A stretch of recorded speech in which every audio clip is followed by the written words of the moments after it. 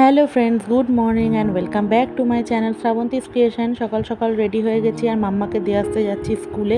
তো চলো মাম্মাকে স্কুলে দিয়ে আসি। আর এই দেখো মাম্মাকে স্কুলে দিয়ে এসে এখন কিন্তু আমি ঘরের কাজ করছি। ঘরের কাজ মানে বিছানার চাদরটা অনেক দিন ধরেই তুলবো করে তোলা হচ্ছে না। তোমাদের এর আগে বলেছিলাম একটা ব্লগে যে আমি বিছানার চাদরটা চেঞ্জ করবো, বাট যাই হোক কিছু কারণের জন্য ভাবছিলাম যে আমি 2-3 দিন বাদেই করব, কিন্তু সেটা হলো না। বিছানার চাদরটা এত পরিমাণ চোখে লাগছে না, বেশ নোংরা হয়ে গেছে, যার জন্য সব কিছু একদম চাদর পাল্টে ফেলছি। আর আমার বিছানার চাদর ক্লিন করা মানে তোমরা ভালো মতোই জানো, আমার বিছানার ওপরে রাজ্যের যত কিছু জিনিস আছে সব কিছু থাকে, কারণ আমার মাম্মা অল টাইম সেগুলো নিয়ে খেলা করে। তো ওই জন্য সেগুলোকে আগে সব জায়গায় দিয়ে গুছিয়ে তারপর চাদর চেঞ্জ করব। ফার্স্টে ভেবেছিলাম যে বিছানার চাদরটা মানে পাতবো না, মাম্মা এসে পছন্দ করবে, যেটা বলবে সেটা পাতবো। তারপর চিন্তা করলাম খালি খাটটা এরম রাখতে কীরকম একটা লাগছে, তো ওই জন্য আমি কিন্তু চাদরটা পেতেই দেবো। এবার ও এসে যদি বলে ওর পছন্দ হয়েছে তাহলে তো খুব ভালো। কিছুই না, বাচ্চা মানুষের কথার মাঝে মাঝে একটু গুরুত্ব দিলে, ওদের প্রায়োরিটি দিলে দেখবে ওদেরও ভালো লাগে। তো আমি অন্তত সেটা চেষ্টা করি। আবার অনেকে এটা খারাপভাবেও নিতে পারে যে বাচ্চার কথাই কেন শেষ কথা হবে, তো সেটা ভাবে জীবন ভাবলে কিন্তু চলে না, মাঝে মাঝে ওদেরও ভালো লাগে। তো এদিকে দেখো বিছানা ঝেড়ে বালিশের কভারগুলো পরাতে গিয়ে দেখলাম এই বালিশটার এক সাইডে ছিঁড়ে গিয়ে তুলো বেরিয়ে যাচ্ছে। অথচ দেখো নতুন করা বালিশ, বলে না আগেকার টাইমে যে বালিশগুলো আমার বাপের বাড়িতেও দেখেছি, কত বছর হয়ে গেছে তবু কিচ্ছু ছেড়ে না। আর এখনকার দেখো বালিশ মানে নতুন বালিশ, এটা করা হয়েছে 2-3 মাস হলো, তাই দেখো কেমন সাইড থেকে বেরিয়ে গেছে সব। তো যাই হোক সেটাকে সেলাই করলাম। আর আমি তো সেলাই ফোড়ার ব্যাপারে একদমই পারদর্শী নই। এই বাড়িতে মা করে, ওই বাড়িতে আমার মা করে, বাট তবুও চেষ্টা করলাম, চেষ্টা করলে সব কিছুই হয়। তো আমি চেষ্টা করে কিন্তু সেলাইও করলাম। আর এখন কিন্তু ফটাফট করে বালিশের কভারগুলো পরিয়ে দিচ্ছি। যেহেতু আমার অনেকগুলো খাটে বালিশ, ম্যাচিং কিন্তু হয় না, তো আমি যেটা পরানো সেগুলো আর কি পরিয়ে দিলাম সিলেক্ট করে। আর তারপরে হচ্ছে এই কোলবালিশ, যেটা বিশাল একটা সাইজে, এটাকে নিয়ে মানে ওয়ার্ড চেঞ্জ করার পরানোটা হচ্ছে বিশাল ব্যাপার।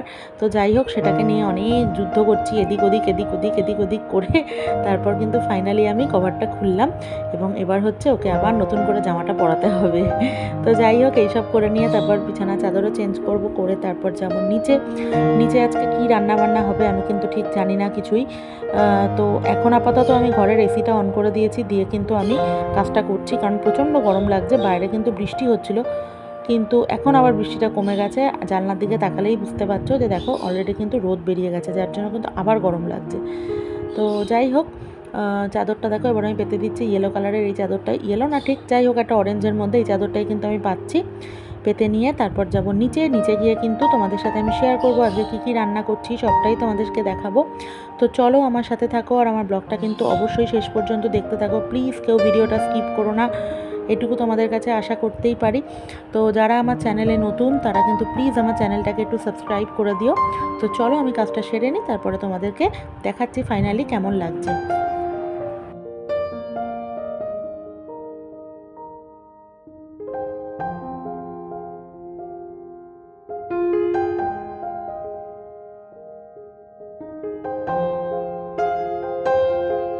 তো এই দেখো চাদরটাকে সুন্দর করে পেতে সমস্ত বালিশ দিয়ে কিন্তু আমি বিছানাটাকে সাজিয়ে দিয়েছি, আর খুবই ভালো লাগছে। আর মাম্মামের খেলনা কিন্তু মাথার সামনে রাখতেই হবে, সেগুলোকেও কিন্তু আমি গুছিয়ে সাইড করে রেখেছি। আর এদিকে সোফাটাও গুছিয়ে নিয়েছি।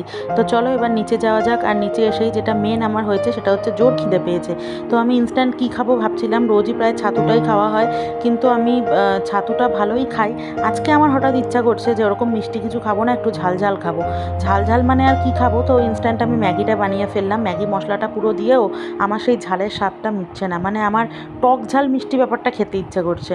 তো সেটা আমি একমাত্র দেখলাম আমি একটা সস দিয়েই করতে পারবো। তো দেখাচ্ছি তোমাদের কি সস, সেই সসটা দিলে কিন্তু অটোমেটিক দারুণ খেতে লাগে। দেখো কিষানের সুইট অ্যান্ড স্পাইসি সস, এই সসটা ব্যাপক খেতে। তো এটা দিয়ে ম্যাগিটা চলো আমি এনজয় করি। আর এদিকে কিন্তু মা বাজার থেকে চলে এসেছে, বাজার থেকে এনেছে চিংড়ি মাছ, আর এখানে এনেছে জ্যান্ত পোনা মাছটাকে একদম জ্যান্ত, সেটাকে কিন্তু মা একদম পিস করে কেটে এনেছে।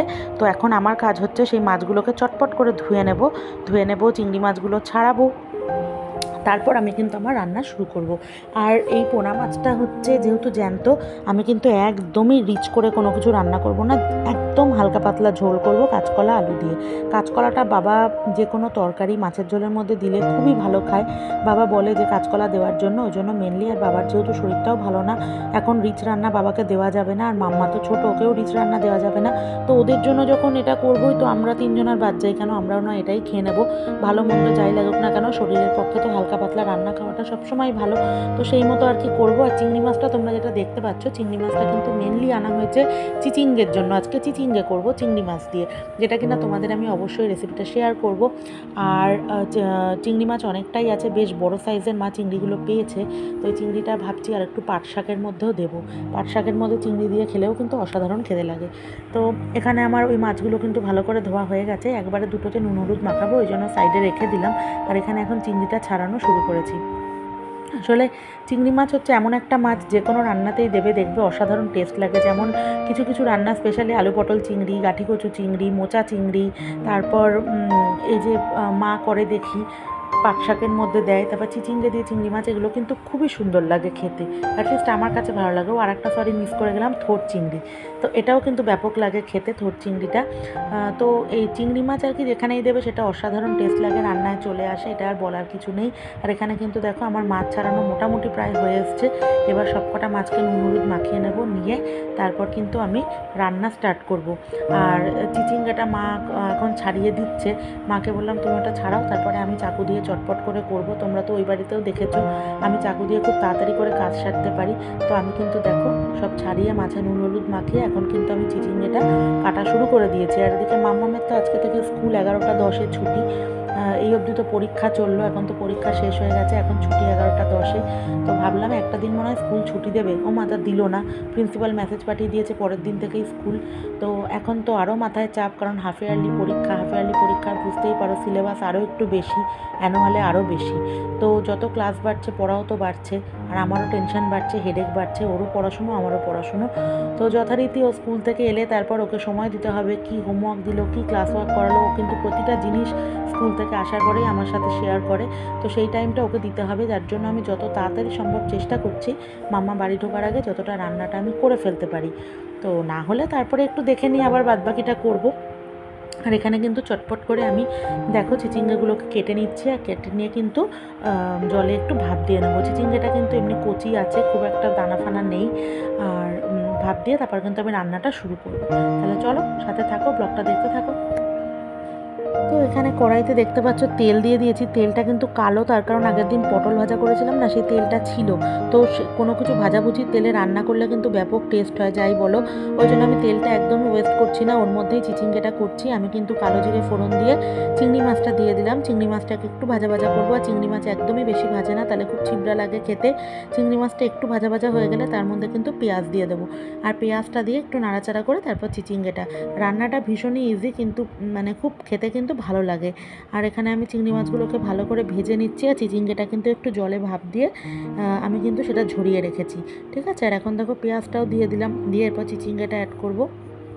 আর এদিকে আমার গুড়িয়া রানী কিন্তু অলরেডি বাড়ি চলে এসেছে, ঠিক আছে। তো আমাদের সাথে কথা বলতে বলতে তারপরেই কিন্তু অলরেডি চলে এসেছে।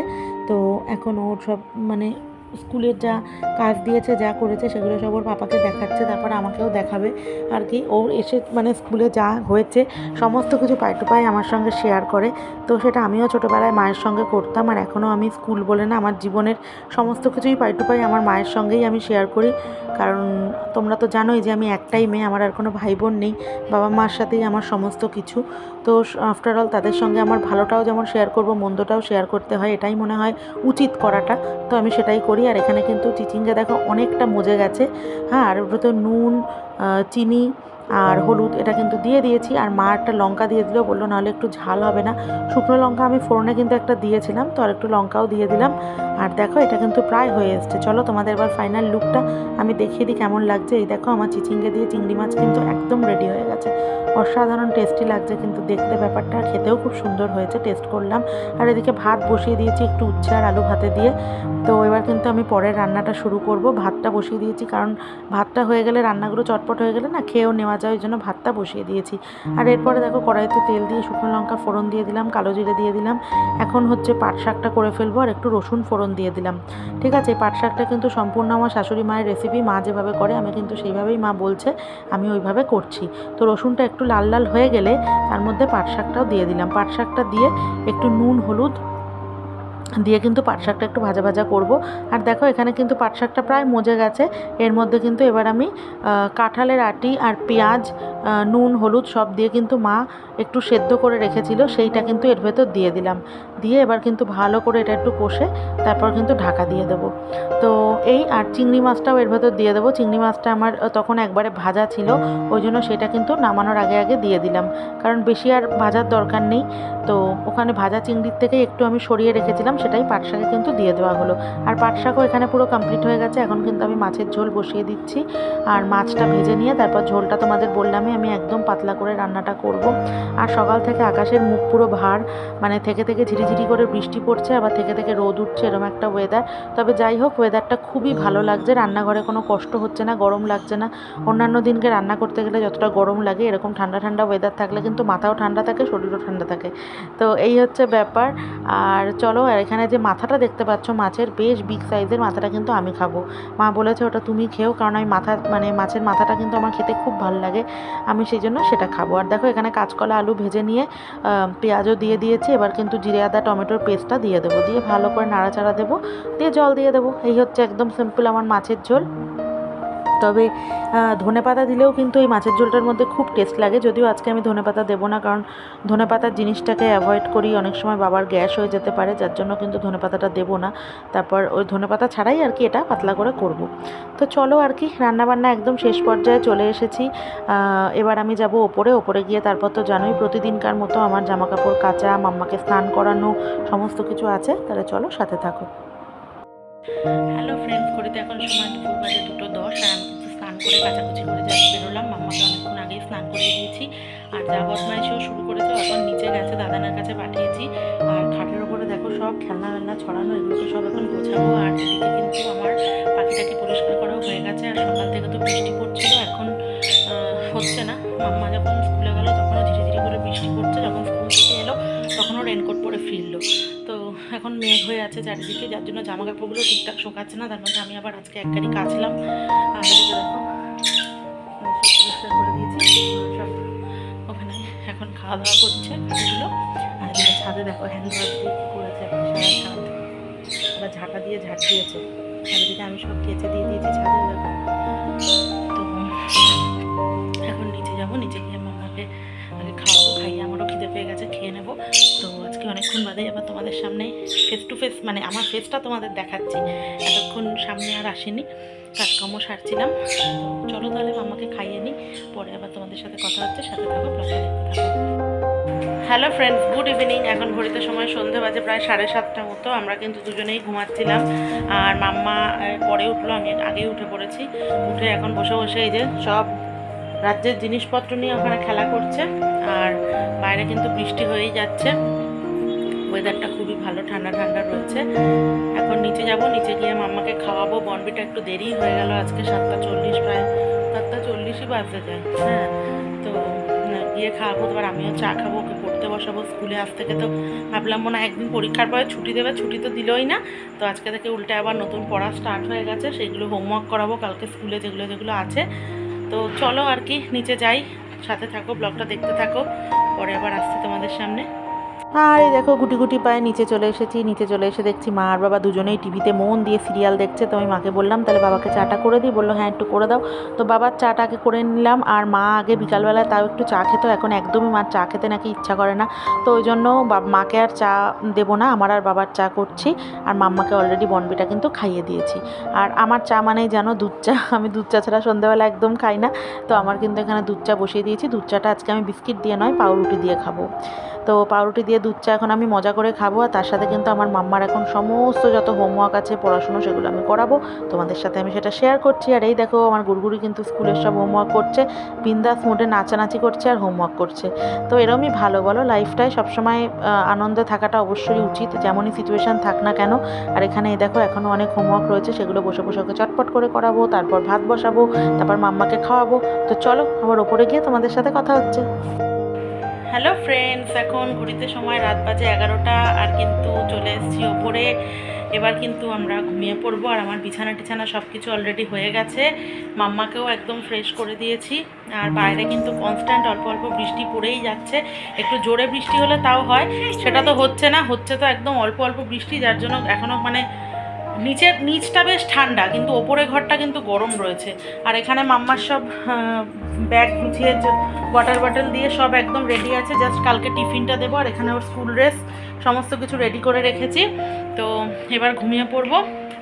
আর মাম্মাকে এদিকে দেখো সব রেডি করে দিয়েছি। চলো তাহলে আর কি, এবার ঘুম ঘুম করি আমরা। আর কালকে আবার নতুন একটা ব্লগ নিয়ে তোমাদের সামনে আসবো। আমার ব্লগটা যদি তোমাদের ভালো লাগে তাহলে অবশ্যই কিন্তু লাইক কমেন্ট শেয়ার করতে ভুলো না। আজকের মতো গুড নাইট, সবাই ভালো থেকো, সুস্থ থেকো।